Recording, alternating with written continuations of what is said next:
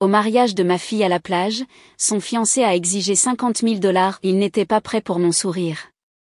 Au mariage de ma fille à la plage, juste au moment où le soleil plongeait dans les vagues au large de la côte de Cape Cod, son nouveau mari s'est penché vers moi et a dit avec un sourire suffisant, 50 000 $ pour le luxe de faire partie de cette célébration.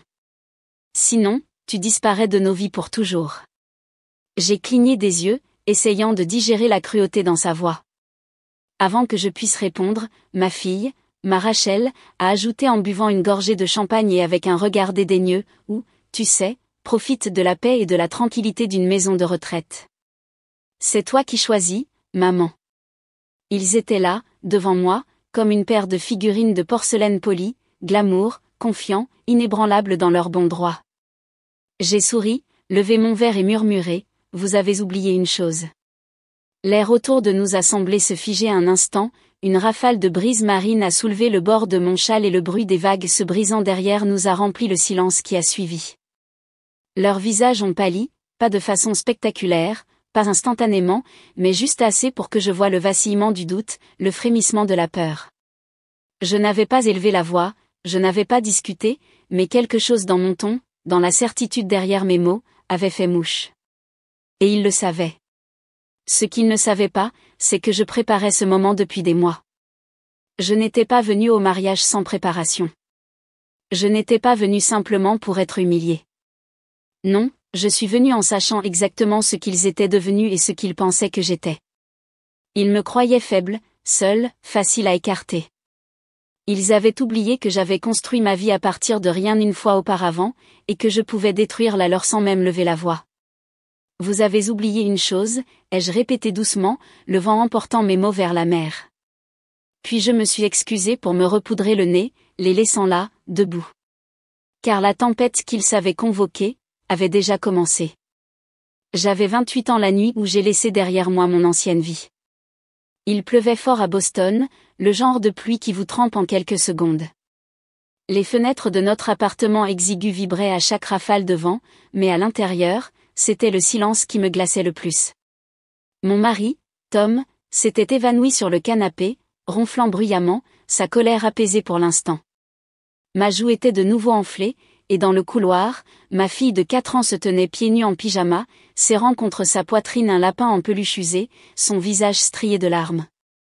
Ce regard dans ses yeux, grand, résigné, trop sage pour son âge, c'est ce qui a tout déclenché. Pas les bleus, pas les cris, mais ses yeux. Et le fait qu'elle ne pleurait plus. Elle avait déjà appris qu'il était plus sûr de se taire. C'est à ce moment-là que tout a basculé. J'ai agi rapidement, comme quelqu'un dans un rêve. J'ai attrapé un vieux sac de sport et l'ai rempli avec le peu que je pouvais, les vêtements préférés de Rachel, quelques encas, nos passeports et un exemplaire des « Orgueil et préjugés » que j'avais évidé des semaines auparavant. À l'intérieur se trouvaient 237 $ en espèces, rassemblés grâce aux économies sur les courses et aux pourboires que j'avais cachés. Quand j'ai pris Rachel dans mes bras, elle s'est instinctivement blottie contre moi. On part à l'aventure, maman, a-t-elle murmuré. Oui, mon bébé, ai-je dit, en essayant de garder une voix ferme. La plus grande aventure de toutes. Nous avons disparu dans la nuit pluvieuse, montant dans un bus pour Dorchester, où une vieille amie du lycée nous avait promis un canapé pour quelques nuits. Ce n'était pas grand-chose, mais c'était suffisant. 2 semaines plus tard, j'ai trouvé un petit appartement pour nous, une seule pièce avec une salle de bain à peine assez grande pour se tenir debout. Ça sentait le chou et les cigarettes, le papier peint se décollait, le chauffage cliquetait, mais personne ne me frappait là-bas, personne ne criait, et Rachel dormait toute la nuit. J'ai trouvé du travail dans un dîner, servant le petit déjeuner de 6h à 14h, puis je me changeais, enfilant une jupe et un chemisier de friperie pour répondre au téléphone dans un cabinet dentaire de 15h à 21h. J'étais épuisée, toujours, mais Rachel était en sécurité, et pour la première fois depuis des années, je pouvais respirer. Ce fut le véritable commencement de notre histoire. Pas le mariage, pas la boutique, mais cette nuit pluvieuse où j'ai choisi ma fille et moi-même par-dessus la peur. Rachel est entrée à l'université de Boston avec une bourse partielle. Je me souviens encore du jour où la lettre d'acceptation est arrivée. Elle a dansé dans notre petite cuisine, agitant l'enveloppe comme un ticket d'or. J'ai réussi, maman. J'ai vraiment réussi. Son visage était illuminé de joie, de fierté, du genre d'avenir que j'avais toujours rêvé qu'elle aurait. Cette nuit-là, après qu'elle se fut endormie, j'ai pleuré.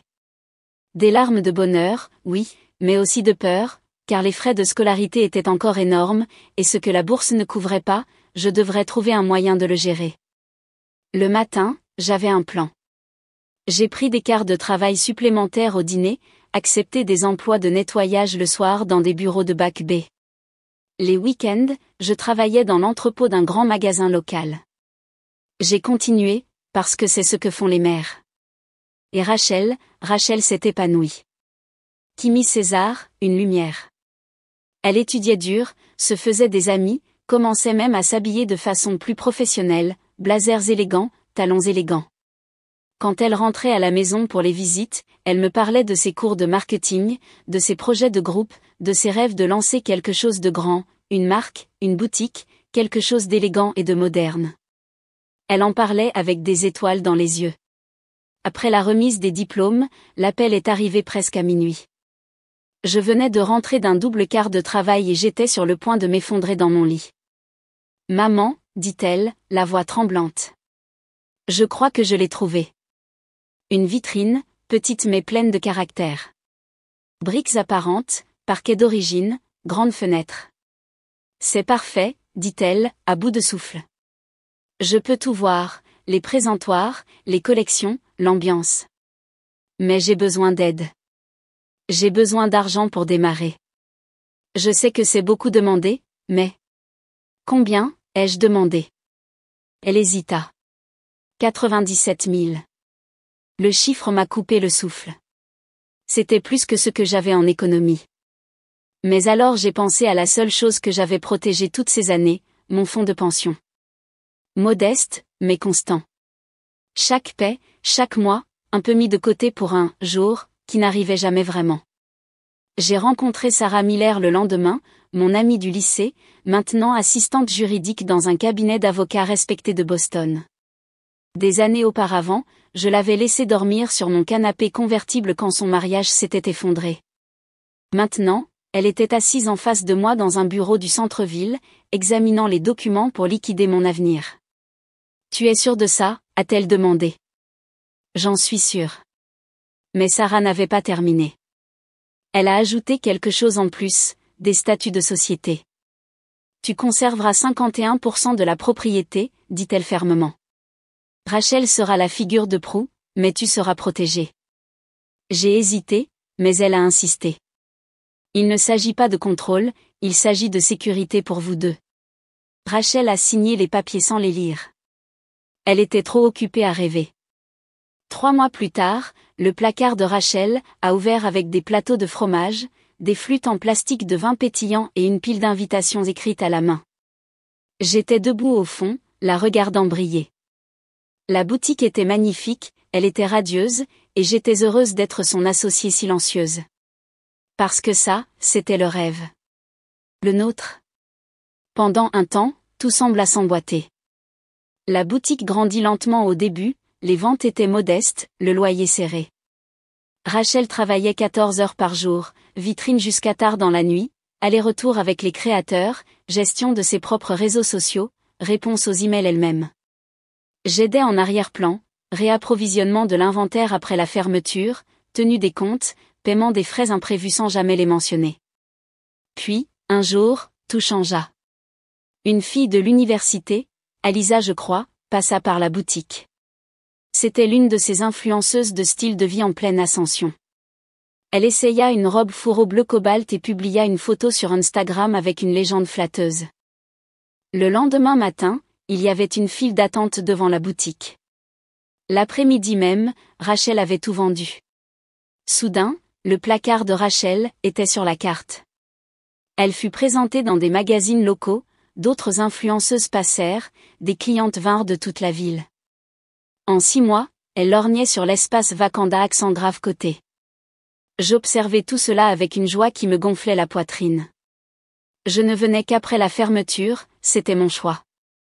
Je savais que je n'appartenais pas à son nouveau monde élégant, les étagères brillantes, le décor minimaliste, les clientes chics en talons de créateur. J'arrivais tard, portant les mêmes vieux pulls et baskets que j'avais portés pendant des années, toujours attentive à ne pas déranger. Maman, tu devrais venir pendant la journée un de ces jours, disait Rachel avec désinvolture. Ton monde, pas le mien, souriais-je. Je suis juste heureuse de le voir grandir.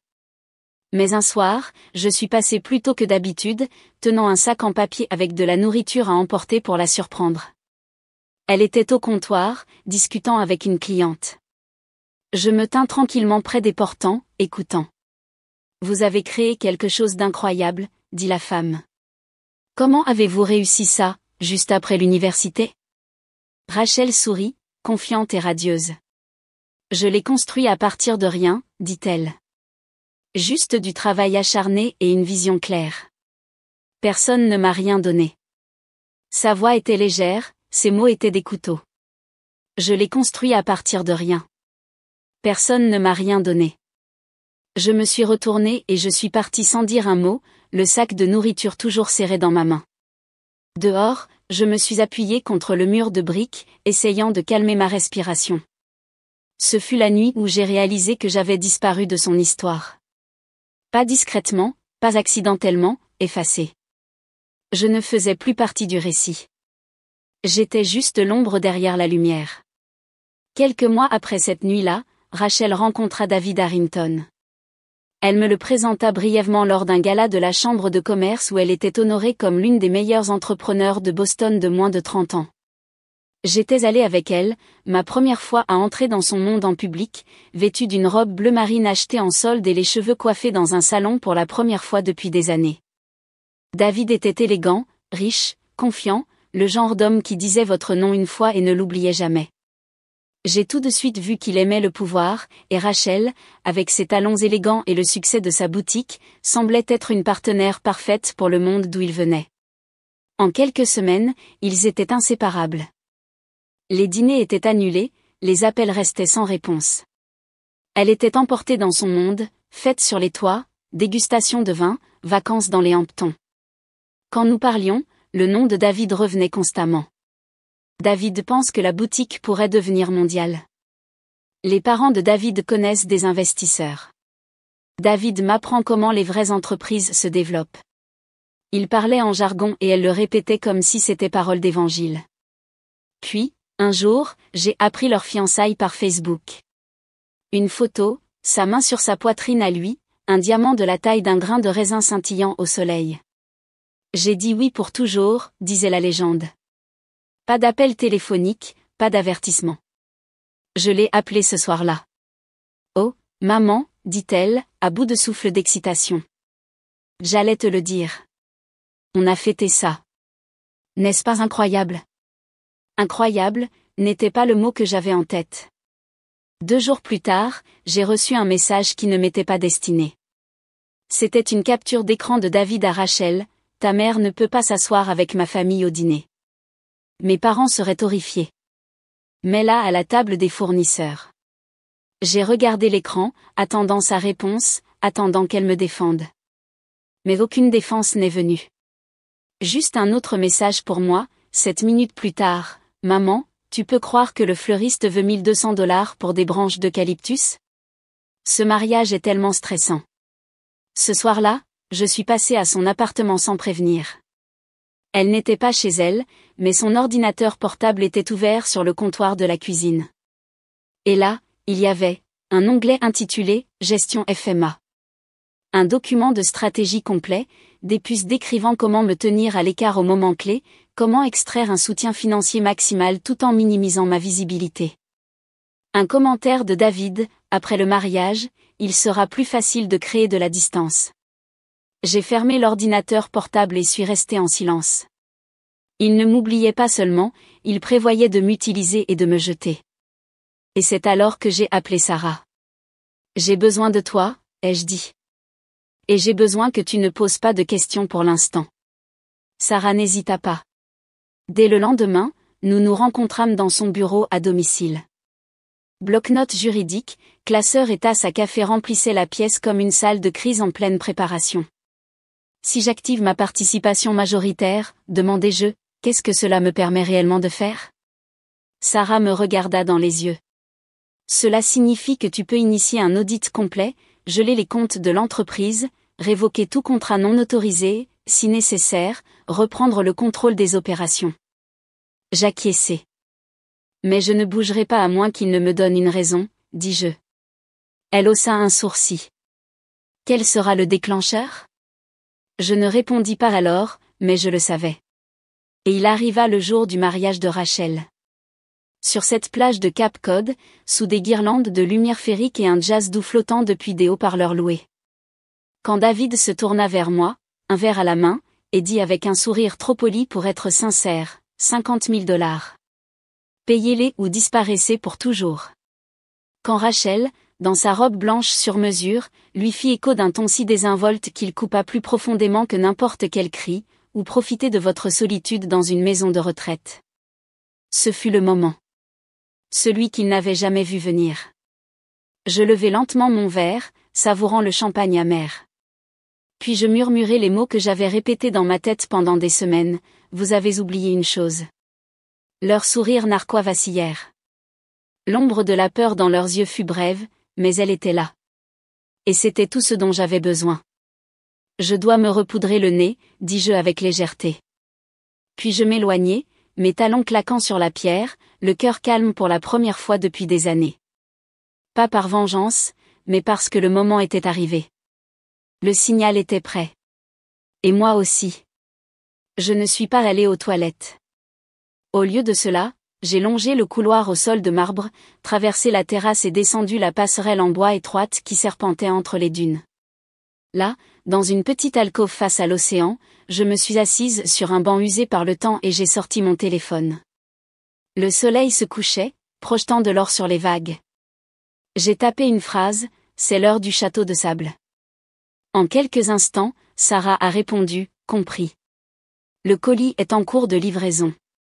L'équipe juridique est prête. Ça va?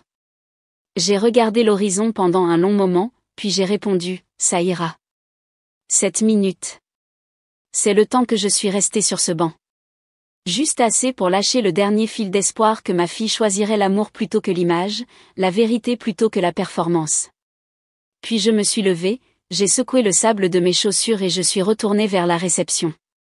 Cette fois, sous un angle différent, en restant sur le chemin extérieur pour observer, sans être vue, le dénouement qui avait déjà commencé.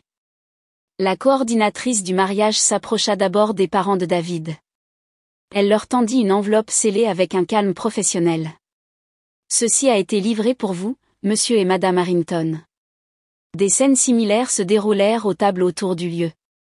Chaque enveloppe était destinée à quelqu'un qui, sans le savoir, avait investi dans le placard de Rachel, sous la direction de David. À l'intérieur de chaque enveloppe, un avis légal d'audit immédiat, une notification de gel des actifs et l'explication détaillée de l'équipe de Sarah sur les irrégularités financières et les actions non autorisées. Il ne fallut pas longtemps pour que l'inquiétude se propage. Le père de David fut le premier à réagir. Son visage s'assombrit en lisant. Il se leva brusquement, sa serviette tombant au sol, et traversa le lieu avec le tonnerre dans les yeux. Pendant ce temps, les téléphones vibraient. L'email de l'entreprise de Rachel, désormais sous mon accès, envoyait des messages automatiques à tous les fournisseurs, clients et membres du conseil d'administration.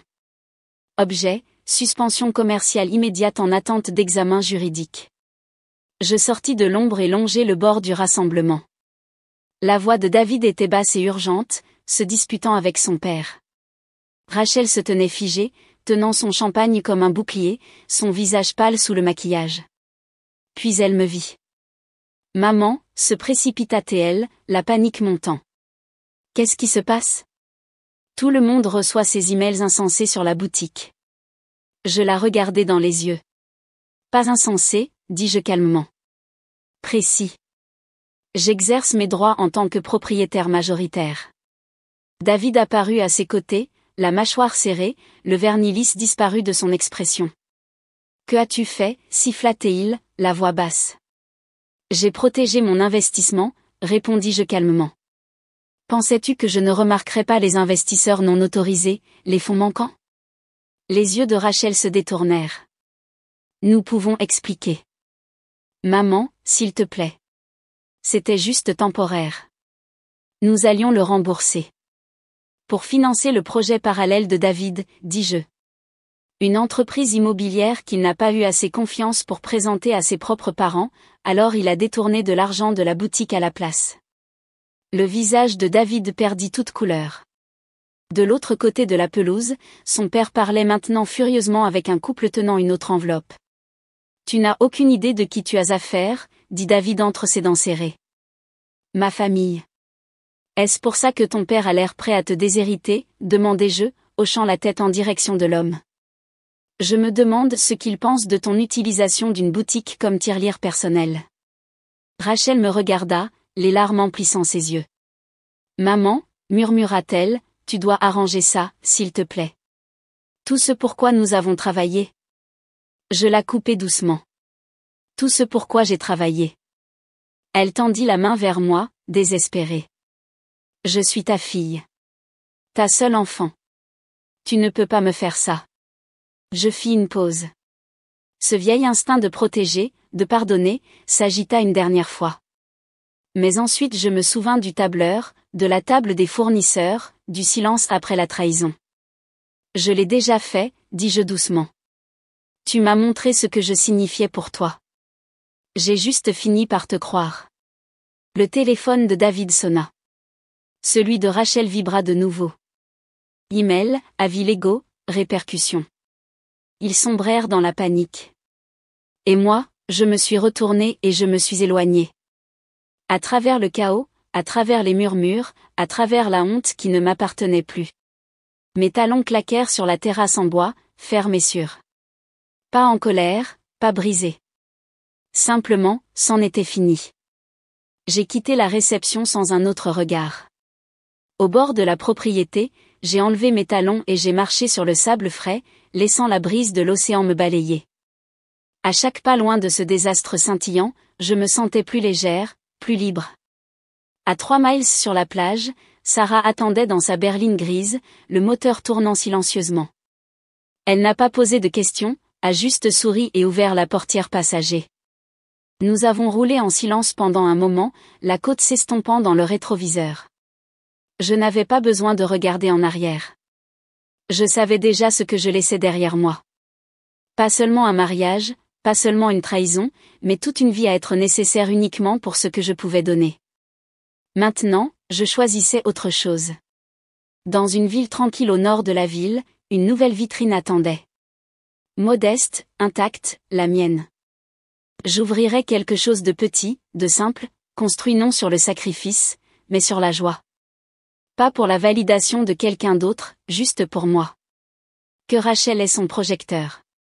Que David reconstruise son image. Je n'avais pas de vengeance à savourer, seulement la paix à protéger. Pour la première fois depuis des décennies, je n'étais plus la mère de quelqu'un, le plan B de quelqu'un, le compte d'épargne de quelqu'un. J'étais juste moi. Et cela, enfin, suffisait. Si cette histoire vous a ému, n'oubliez pas de cliquer sur le bouton « J'aime ». Cela aide plus que vous ne le pensez. Avez-vous déjà dû vous éloigner pour trouver la paix? Partagez vos réflexions dans les commentaires ci-dessous. Et si vous aimez les histoires de force tranquille et de rédemption, abonnez-vous pour en savoir plus. Nous ne faisons que commencer.